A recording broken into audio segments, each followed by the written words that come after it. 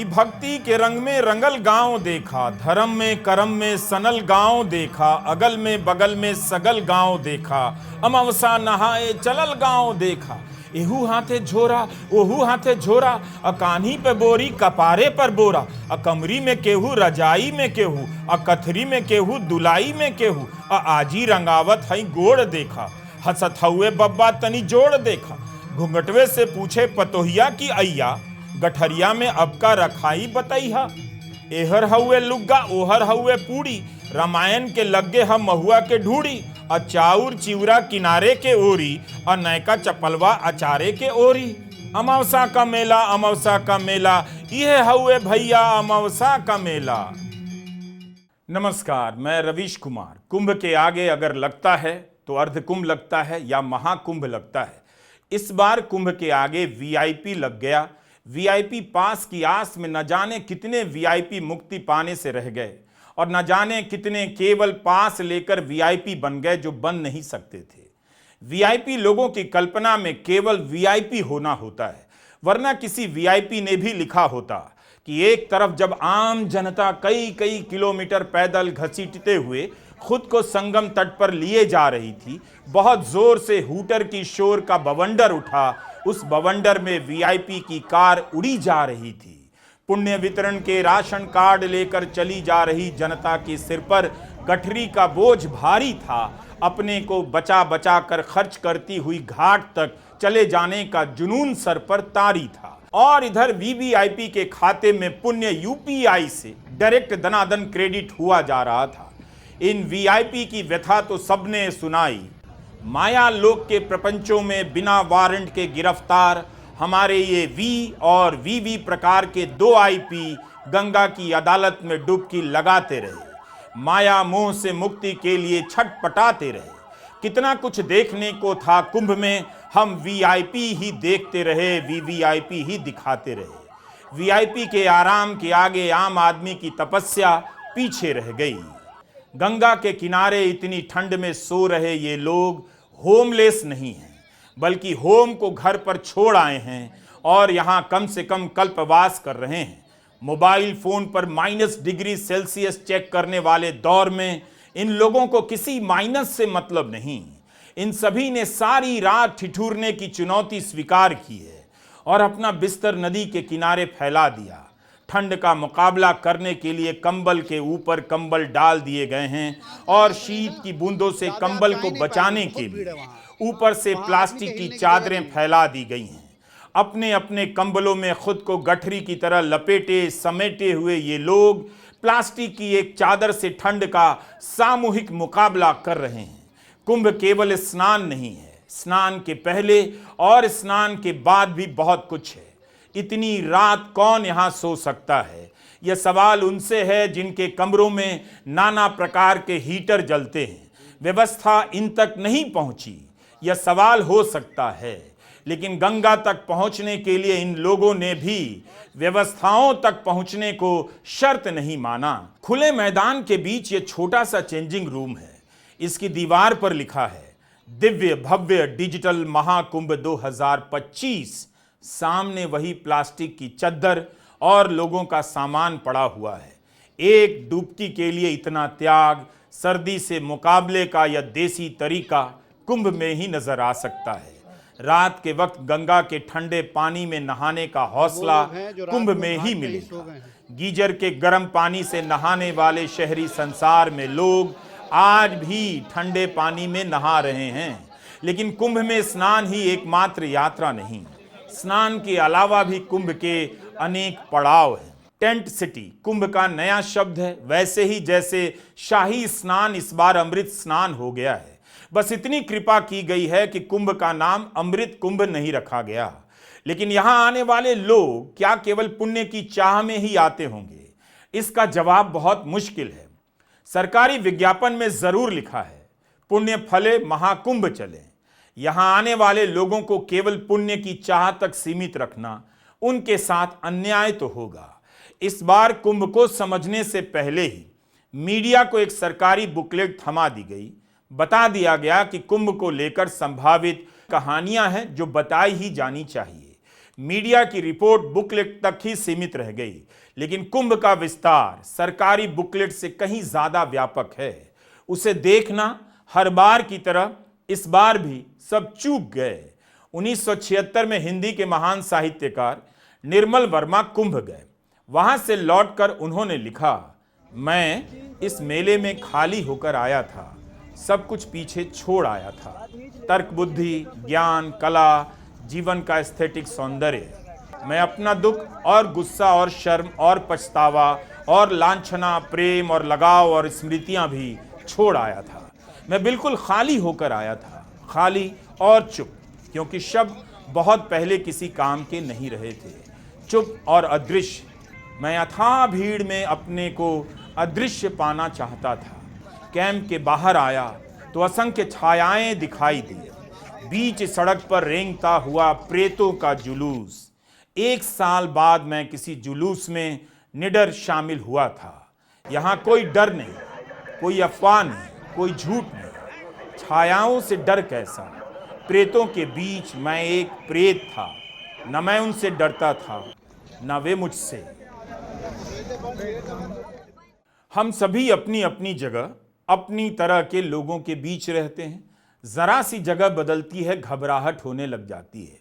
कुंभ में चल रहे किसी को पता नहीं बगल वाला किस राज्य का है, किस गांव का है और किस भाषा बोली का है। सबकी अपनी अपनी टोली है। लोगों ने अपनी टोली का झंडा भी बना लिया ताकि सब उस झंडे को देखकर इस मेले में चलते रहे। कोई पिछड़ जाए तो झंडा नजर आ जाए। अंतर्राष्ट्रीय स्तर की ट्रैवल कंपनियां इसी तरह यात्राएं कराती हैं। सारे लोग लाइन में चलते हैं और आगे आगे गाइड झंडा लेकर चलता है। बहराइच से 20 लोगों का एक जत्था भी आया है। यहाँ आने वाले लोग बता रहे हैं अपना अनाज बेचकर पैसे जुटाए हैं ताकि कुंभ में गंगा का स्नान हो जाए। कोई हरियाणा के जींद से आया है तो कोई सीतापुर से। कुंभ में कितने लोग किस तरह यहाँ आए हैं, मीडिया अगर दर्ज करता तो आज के भारत की अनेक कहानियां आने वाले भारत के लिए दर्ज हो जाती हैं। लोग पहली बार आए, जो लोग बहुत बार आए। हम तो 4 बार आ चुके हैं। 4 बार आ चुके हैं। तब क्यों आए आप थोड़ा कम कर देते, भीड़ कम हो जाती। ये महाकुंभ 144 साल बाद आया है। हर कुंभ को लोग ऐसे ही कहते 144 साल बाद। अरे हम कहीं 12 साल भी बाद अगर माना जाए, हाँ, तो 12 साल हो सकता है हम लोग बच्चे ना आ पाए दोबारा। इस एक जवाब से ईश्वर से पाने और ईश्वर से मांगने का मतलब कितना बदल जाता है। कोई उद्योगपति यहां आकर अपने लिए एयरपोर्ट मांग रहा होगा, एयरपोर्ट के टेंडर की धांधलियों में पकड़ा ना जाए इसके लिए वरदान मांग रहा होगा। लेकिन ये आम लोग उतने से आ गए जितना बाबा ने दिया है। धान बेचकर कई किलोमीटर पैदल चलते हुए कुंभ में आने का यह उल्लास ही है जो कुंभ की यात्रा को थकने नहीं देता। कुछ नहीं तो आप बस पैदल चले जा रहे हैं, लोगों को देखते चले जा रहे हैं। हेलो, आप सभी से अनुरोध है, उस तरफ भीड़ बहुत ज्यादा है। आज हनुमान जी का मंदिर और अक्षय वट बंद है। अपने बच्चों की, खुद की, बुजुर्गों की जिंदगी खतरे में न डालें। आपसे अनुरोध है, जिस तरफ आप आए हैं वहीं स्नान करें और जितनी जल्दी हो सके अपने घरों को प्रस्थान करें। आपसे निवेदन है, पुलिस का सहयोग करें। किसी ने देर तक इन जूते चप्पलों में चल रहे असंख्य लोगों के पांवों को नहीं देखा होगा।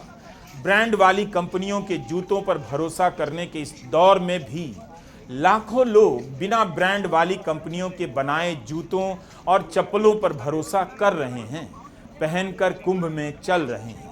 इसी बजट में वित्त मंत्री ने Nike, Puma, Adidas, new balance और रिबॉक जैसी कंपनियों के लिए सप्लायरों के लिए योजना लॉन्च की है।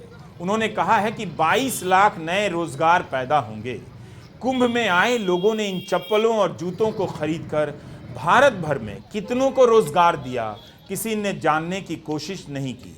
यह भी नहीं कि इनके कंधों पर जो बैग है वो किस राज्य में बनते हैं, उसकी कीमत कितनी बढ़ गई है, और इनके सर पर जो बोरियां लदी हैं वो कहां से बनकर आती हैं और क्यों आज भी लोग बैग की जगह बोरियों का इस्तेमाल करते हैं। व्यवस्थाओं ने इंसान को बदलने का कितना प्रयास किया है।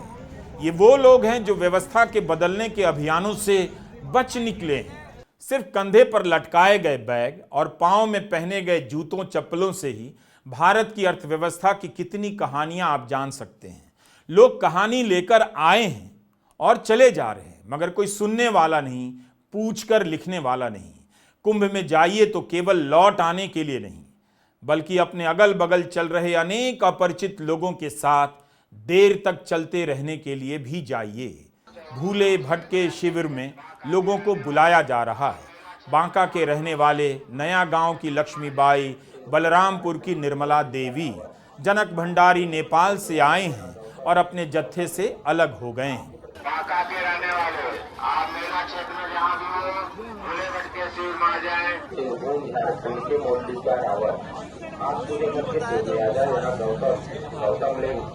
आपकी प्रतीक्षा कर रहे हैं।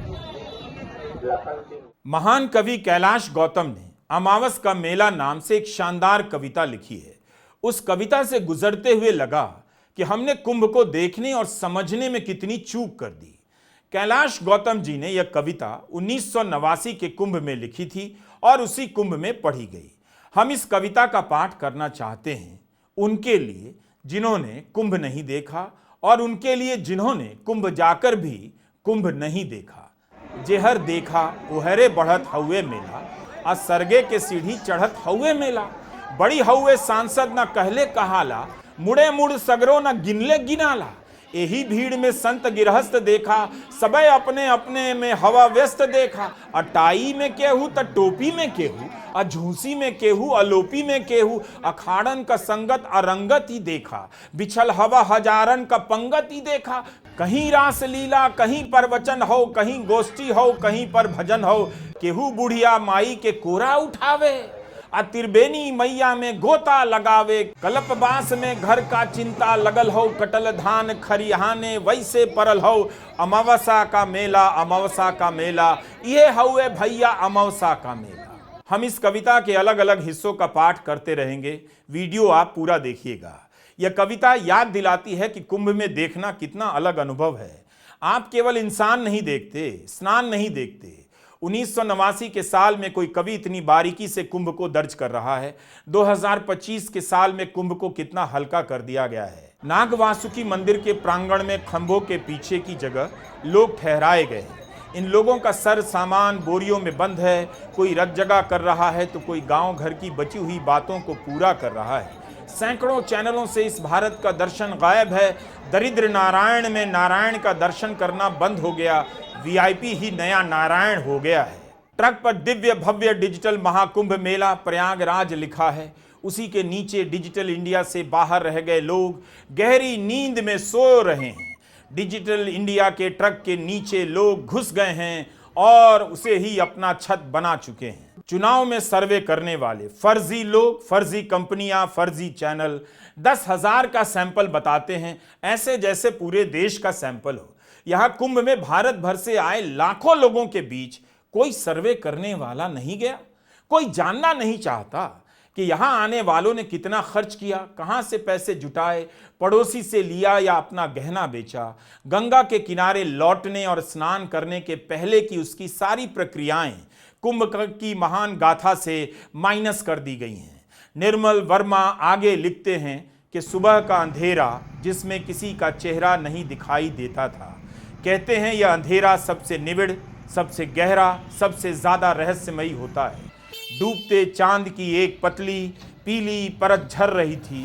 रेत के ढूहों पर, अखाड़ों की पताकाओं पर, फूस के झोपड़ों पर, पीछे बांध की बत्तियां, सामने झूसी का मैदान, दोनों के बीच देवता हवा में उड़ते हुए जैसे वह जगह, वह बिंदु, वह कोना ढूंढ रहे हैं जहां अमृत घट को छिपा सकें। क्या वे अपने को असुरों की आंखों से बचा पाएंगे? शायद यही ख्याल मेरे सहयात्रियों को मथ रहा है। वे कभी इधर देखते हैं, कभी उधर। सीधी सड़क गंगा की ओर जाती है, दाईं पगडंडी नुमा रेखा संगम की ओर। उनके शब्द, गाते हुए भजनों के कुछ पद, उनकी थकी हुई आहें, उच्छ्वास, छिटपुट बातें कानों में पड़ जाती हैं। लगता है अंधेरे में मैं उनका चेहरा, मोहरा, वेशभूषा ना भी देख सकूं, तो भी सिर्फ शब्दों के उच्चारण, बातचीत के लहजे से पता चल सकता है कौन मध्य प्रदेश से आया है, कौन बिहार से, कौन राजस्थान से। किंतु ऐसे भी शब्द हैं जिन्हें मैं बिल्कुल नहीं समझ पाता, जो अंधेरे से निकलकर अंधेरे में लोप हो जाते हैं। अपने पीछे खामोशी का एक दायरा छोड़ जाते हैं। मेरा संबंध इस खामोशी से रहा है, चेहरों के पीछे, कविता की लाइनों के बीच, अपने भीतर और अब कुंभ के मैदान में। संगम हल्का हो या भारी और कैसा भारी। कितना कुछ छूट गया है। पूरा भारत चलकर यहाँ आया है कि कुंभ में लोग उसे देखेंगे। कुंभ को दिखाने वाले नेताजी को ही दिखाते रह गए। यहाँ लोगों ने चादरें बिछा दी हैं। दान देना अगर परंपरा है तो दान लेना भी है। इन पर लोग चावल और गुड़ रखते जा रहे हैं। पता चलता है कि लोग अपने साथ चावल और गुड़ लेकर आए हैं। लौटने वालों के लिए रास्ते में पानी, चाय, बिस्किट लेकर लोग खड़े हैं। इन लोगों ने सोचा होगा कि घाट से चलकर आ रहे लोगों को प्यास लगती होगी, पानी और गुड़ सबसे अच्छा होगा। ईसाई समाज ने भी भंडारे का आयोजन किया। प्रयागराज के नाजरत अस्पताल के निदेशक फादर विपिन डिसूजा ने तीर्थयात्रियों के लिए भंडारे का आयोजन किया। मुस्लिम समाज ने यात्रियों को ठहराने के लिए मस्जिदों और मदरसों के दरवाजे खोल दिए। यादगारे हुसैनी इंटर कॉलेज में तीर्थयात्रियों को ठहराया गया। झूसी के अनवर मार्केट के अहाते को खोल दिया गया। सबके लिए सब जगह की व्यवस्था कर दी गई। इलाहाबाद यूनिवर्सिटी के छात्र, शहर के लोग सभी आगे आ गए। क्या हिंदू, क्या मुसलमान, क्या ईसाई, सबने अपने दरवाजे खोल दिए। लाउडस्पीकर पर घोषणाएं होने लगी और रास्ते बताए जाने लगे। जब स्टेशन पर भीड़ बढ़ गई तो यहाँ लोग चले आए। इलाहाबाद विश्वविद्यालय के अहाते में खुले आसमान के नीचे पसर गए। थकान इतनी रही होगी कि ठंड और ठिठुरने का होश कहाँ। यूनिवर्सिटी के छात्र बिस्किट, लाई, चना ले आए और लोगों के बीच बांटने लग गए। कुंभ को गौर से देखिए। लोग पुण्य बटोरने नहीं गए, खुद को बांटने गए हैं। किसी अनजान गांव से आए लोगों के साथ बांटने गए हैं। किसी अनजान शहर से आए लोगों के बीच बट जाने के लिए भटक रहे हैं। कैलाश गौतम ने अपनी कविता में ऐसी ही दो सखियों का वर्णन किया है, चंपा और चमेली। शादी के कई साल बाद कुंभ के मेले में मिलती हैं और उनकी बातें उड़ान भरने लग जाती हैं। कैलाश गौतम मेरी मातृभाषा भोजपुरी के महान कवि हैं। उनकी कविता के इस हिस्से को गौर से सुनिए। इसमें कितने नाम, कितने सामान, कितने रास्ते, कितने रिश्ते एक सांस में चले आते हैं और चले जाते हैं। बहुत दिन पे चंपा चमेली भेटैली, अब बचपन के दोनों सहेली भेटैली। ई आपन सुनावे, उ आपन सुनावे, दोनों आपन गहना गदेला गिनावे। अशोका बनौलू, अशोका गढ़ौलू, तू जीजा के फोटो ना अब तक पठौलू। ना ई उन्हें रोके ना ऊ इन्हें टोके। दोनों अपने दुल्हा के तारीफ झोंके। हमें अपने सासू के पुत्री तू जाना, आ हमें ससुर जी के पगड़ी तू जाना। शहरियों में पक्की, देहतियों में पक्की। चलत हउए टेम्पू, चलत हउए चक्की। मने मन जरे गड़े लगली दूनों, भैल तू मैं लड़े लगली दूनों। आ साधु छोड़ावे, सिपाही छोड़ावे, आ हलवाई जैसे कराही छोड़ावे। अमावसा का मेला, अमावसा का मेला, ये हउए भैया अमावसा का मेला। कलौता के माई के झोरा हेराइल, आ बुद्धू के बड़का कटोरा हेराइल। टिकुलिया के माई, टिकुलिया के जो है बिजुरिया के माई, बिजुरिया के जो है मचल हुए मेला में सगरो ढूंढाई। चमेला का बाबू, चमेला के माई, गुलबिया 77 निहारत चले ले। मुरहुआ मुरहुआ पुकारत चले ले, आ छुटकी बिटौआ के मारत चले ले। बिटौए पे गुस्सा उतारत चले ले। गोवर्धन के सरहद किनारे भेटैली, गोवर्धन के संगे पौड़ के नहैली। घरे चल पाहुन दही गुड़ खियाइत, भतीजा भइल हवा भतीजा देखाइत। उहें फेंक गठरी परैले गोवर्धन, ना फिर देखैले धरैले गोवर्धन। अमावसा का मेला, अमावसा का मेला, इहे हउए भैया अमावसा का मेला।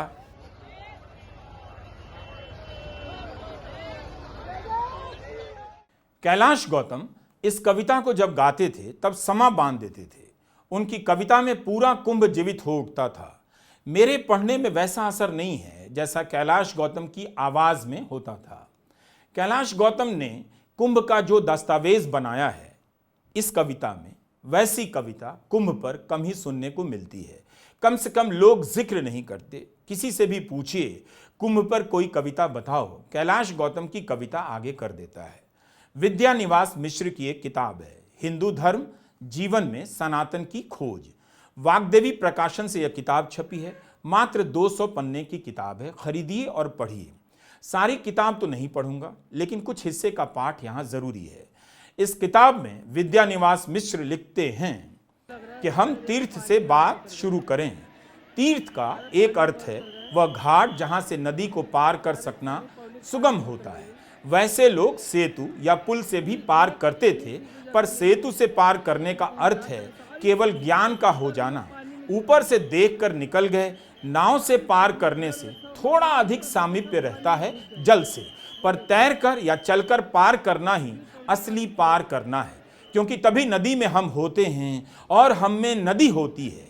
इसीलिए गुरु को तीर्थ कहते हैं। गुरु साथ साथ रहता है, हम पार हो जाते हैं, फिर दूसरे को पार कराता है। पर ज्यों ही हम गुरु के साथ अपने को जोड़ते हैं, हम विद्या की साधना के साथ जुड़ जाते हैं और हम स्वयं गुरु होने की, तीर्थ होने की क्षमता अपने में अनुभव करने लगते हैं। तीर्थ का दूसरा अर्थ जल है, क्योंकि अधिकतर तीर्थ या तो नदियों के उद्गम हैं, नदियां हैं, सरोवर हैं, सागर हैं, या नदियों झरनों वाले अरण्य प्रदेश जहां मौन की नदी झरती रहती है। जल और नदी से हिंदू की आत्मीयता जुड़ने के कई कारण हैं। पहला कारण तो यह है कि उसके संस्कृति के विकास में जल और अग्नि का बड़ा योगदान रहा है। जहां अग्नि को उसने देवता माना, वहां जल को अव्यक्त देवता माना।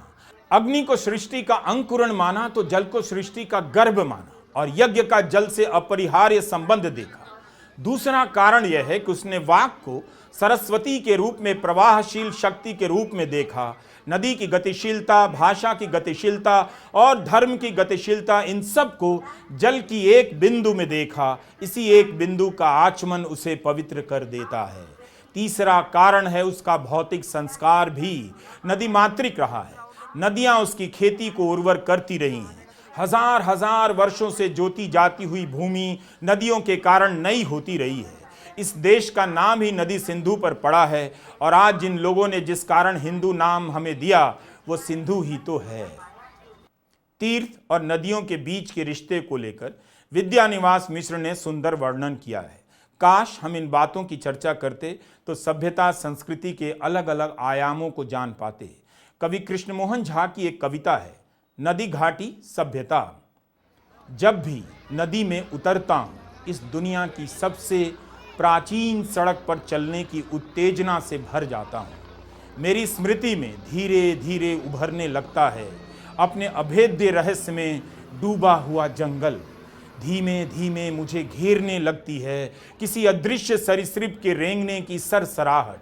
मुझे याद आते हैं झुंड में पानी पीते हुए पशुओं के थरथराते प्रतिबिंब, और उनके पीछे गीली मिट्टी पर बाघ के पंजों के निशान। मुझे सुनाई पड़ती है कोहरे में विलीन डोंगियों की छटपटाहट, और तट पर दिखाई पड़ती है छाल और खाल में लिपटे हुए लोगों की चहल पहल, उठा पटक। मुझे नदियों के प्रवाहित इतिहास में मिलती है गुफाओं के चित्र लिखित स्वप्न से फूटकर बाहर भागती आती हुई इस जीवन की यादी नदी कथा, और इसके गर्भ से डूबी हुई अस्थियां कहती हैं बीते समय की अखंडित व्यथा। मिट्टी और पानी से जन्म लेते हुए मुझे दिखते हैं शब्द घास की तरह, लहलहाती हुई दिखती है भाषा, और अपनी प्रत्येक परिभाषा को तोड़कर अंततः बाहर आता हुआ दिखता है मनुष्य। हमने पूरी कविता नहीं पढ़ी। विद्यानिवास मिश्र के बाद कृष्णमोहन झा की कविता का यह पाठ आपके भीतर कुंभ और नदियों की अनंत यात्रा का संसार जगा देगा। विद्यानिवास मिश्र को पढ़ते हुए कुंभ की खबरों के बारे में सोच रहा था, वीआईपी के बारे में सोच रहा था, मुख्यमंत्री और प्रधानमंत्री के कवरेज के बारे में सोच रहा था। दिल्ली में मतदान के दिन जब प्रधानमंत्री कुंभ में स्नान कर रहे होंगे तब उसके कवरेज की कल्पना कर रहा था। 4 फरवरी से ही गोदी चैनलों पर स्नान की कल्पना का कवरेज जारी है। मतदान के दिन प्रधानमंत्री का ऐसा करना अब एक चुनावी फॉर्मूला भी है। उनके लिए स्नान के महत्व में मतदान का महत्व जुड़ गया है। लोकसभा चुनाव के समय प्रधानमंत्री ने केदारनाथ की गुफा में ध्यान कर लिया। एक और लोकसभा चुनाव के समय प्रधानमंत्री मोदी ने दक्षिण के आखिरी सिरे पर विवेकानंद रॉक पर बने एक मंदिर के भीतर ध्यान लगाना शुरू कर दिया। प्रधानमंत्री मोदी के ध्यान की सबसे अच्छी बात यह है कि उनके साथ साथ कैमरा भी ध्यान लगाता है। कुंभ के आयोजन में प्रधानमंत्री तो 5 फरवरी को जाएंगे, लेकिन पोस्टरों पर वे पहले दिन से मौजूद हैं। कुंभ के तमाम विज्ञापनों में प्रधानमंत्री मोदी हैं, उनके साथ योगी हैं। पूरे भारत से लोग कुंभ में स्नान करने आ रहे हैं और पूरे भारत में कुंभ का पोस्टर लगा है जिसमें मोदी जी और योगी जी नजर आते हैं। कुंभ के कवरेज में मोदी और योगी का नाम यज्ञ के आरंभ, मध्य और अंत में लिए जाने वाले मंत्र की तरह आता है। जब प्रधानमंत्री मोदी स्वयं स्नान के लिए अवतरित होंगे, उनका स्नान कैमरे से कवरित किया जाएगा। कैमरे से कवरित होना ही आज के युग में अवतरित होना है। कुंभ में भगदड़ मची, लोग मर गए, लोग घायल हुए, इनके घरों तक कोई मंत्री नहीं गया। प्रधानमंत्री देश के कार्यों में व्यस्त थे और दिल्ली के चुनाव में बाकी मंत्री भी नहीं गए। आपने ऐसी कोई तस्वीर देखी है कि कुंभ की भगदड़ में मरे किसी व्यक्ति के घर मुख्यमंत्री गए हों, प्रधानमंत्री गए हों? विद्यानिवास मिश्र ने तीर्थ की व्यवस्था के भेदभाव पर भी लिखा है। ये उनके ही शब्द हैं जिससे सुनकर वी और वीवी टाइप के दो आईपी यानी वीआईपी और वीवीआईपी को अच्छा नहीं लगेगा। विद्यानिवास मिश्र याद दिलाते हैं कि एक समय था जब बैलगाड़ी से तीर्थ यात्रा पाप समझी जाती थी। अपने पैरों से ही तीर्थ यात्रा का विधान था। वैसी तीर्थ यात्रा करने के लिए जो घर से निकलता था वो सदा के लिए विदा मांगकर निकलता था। ऐसे व्यक्ति को ही तीर्थ यात्रा की अनुमति थी। जो अपने कर्तव्य का पालन कर चुका है, आज आप किस वीआईपी को इस पर खरा पाएंगे, आप खुद ही फैसला कर सकते हैं। आगे विद्यानिवास मिश्र लिखते हैं, अब तीर्थ में इस संकल्प का अनुचित लाभ उठाने वाले रहते हैं और तीर्थयात्रियों के कष्ट सहने के संकल्प को पूरा करने के लिए अपनी ओर से कष्ट देते हैं, तो यह दोष न तीर्थ का है न तीर्थ यात्रा के विधान का। यह दोष है व्यवस्था का, जो समता की बात तो नारे के रूप में करती है पर समता की सिद्धि के इतने बड़े अनुष्ठान के लिए उचित प्रबंध नहीं करती। उनसे कर लेकर भी उनकी उचित व्यवस्था नहीं करती। वह पर्यटकों के लिए एक से एक डिलक्स होटल बनवाएगी पर तीर्थयात्रियों के लिए छाया की मामूली जीवन सुविधा की व्यवस्था करने में धर्मनिरपेक्षता से च्यूत हो जाएगी। हाँ, उसकी चिंता तब भी विशेष राजकीय व्यक्ति के लिए रहेगी। मंत्री और अफसर आराम से भीड़ से बचकर नहा लें, इसको सुनिश्चित करना उसका प्रमुख कर्तव्य है। काशी, वृंदावन, अयोध्या, तिरुपति, रामेश्वरम, जगन्नाथपुरी, कहीं भी जाएं आपको यही लगेगा संपन्न के लिए व्यवस्था है, असंपन्न के लिए नहीं। कम से कम तीर्थ में ही संपन्न असंपन्न का भेद ना रहे। संपन्न व्यक्ति भी समान रूप से कठिन जीवन व्यतीत करे, असंपन्न व्यक्ति भी तीर्थ में आदमी का व्यवहार पाए। यह बात किसी के दिमाग में आती ही नहीं। जब मुझे लगता है कि अमुक श्रेणी की फीस देने पर अमुक प्रकार के दर्शन आसानी से होंगे, तो फिर यही लगता है जो कुछ स्थान बचे थे जहां आदमी अनुभव कर सकता था कि यहाँ कोई छोटा बड़ा नहीं है, वे स्थान भी छिन गए। तीर्थ यात्रा घूमने का, पिकनिक मनाने का या अपने कर्तव्य से पलायन का कोई उपक्रम नहीं है। तीर्थ यात्रा करने से पूर्व व्रत करने का विधान है। तीर्थ में रहते हुए तीर्थ के नियम पालन करने का विधान है। प्रयाग के माघ मेले में गरीब अमीर सभी जमीन पर पुआल पर कंबल बिछाकर सोते हैं, एक समय भोजन करते हैं, जाड़े में भी बहुत सवेरे स्नान करते हैं। इन सब के पीछे भाव यह रहता है, तीर्थ में आओ तो सामान्य जन बनकर आओ, अपनी विशेष स्थिति घर छोड़कर आओ। आज किसी में साहस नहीं है। प्रधानमंत्री मोदी और मुख्यमंत्री योगी भी वीआईपी करण के खिलाफ नहीं बोल पाए। कभी संस्कृति को खत्म करने की बात तो करते थे, फिर भी उनके आयोजन में वीआईपी ही प्रमुख हो गया। उनके पाले के ज्ञानी, साधु, राजनीतिज्ञ, विद्वान सब भयभीत हैं, चुप हैं। कोई इस वीआईपी वाद का विरोध नहीं कर रहा है। सब कुंभ के आयोजन पर अपनी राजनीति की मुहर लगा देना चाहते हैं। कुंभ एक राजनीतिक दल की शाखा नहीं है, यह भारत की विराट संस्कृति की छतरी है, जिसके नीचे न जाने कितने लोग अपनी अपनी सोच लेकर खड़े हैं। आप अगर कुंभ नहीं गए हैं तो जब भी मौका मिले जरूर जाइए। समझने का मौका मिलेगा कि भारत क्या है, कौन से लोग, उनकी कौन सी बातें भारत की संस्कृति को चलाए जा रही हैं। इस संस्कृति में चलते चले जाने के लिए कुंभ की यात्रा बहुत ज़रूरी है। नमस्कार, मैं रवीश कुमार।